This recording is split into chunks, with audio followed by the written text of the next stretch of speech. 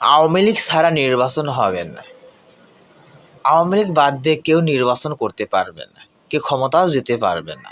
এই কথাগুলো পূর্বে যারা বলেছে, এখন যারা তারাও কিন্তু চুপ নাই, তারাও কিন্তু বলা বলি করতেছে আওয়ামী লীগ ছাড়া নির্বাচন হবে না, কোনোদিন সম্ভব না।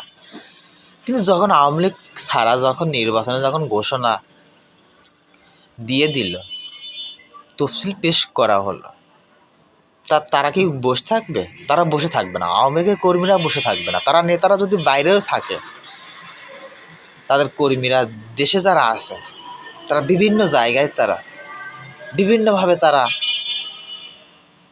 অরাজক সৃষ্টি, বিশৃঙ্খলা সৃষ্টি করবে। ঠিক আছে, তো আওয়ামী লীগ ছাড়া নির্বাচন যেহেতু হবেই, তো তারা তো একটু লাফালাফি করবে, ফালাফালি করবে, আর কত জায়গায় কত হট্টগোল বাজাবে, সেটা আসলে আস্তে আস্তে প্রকাশ পাবে। এটা প্রশাসনে যদি একটু নজরদারি রাখে, কিছুই করতে পারবে না তারা।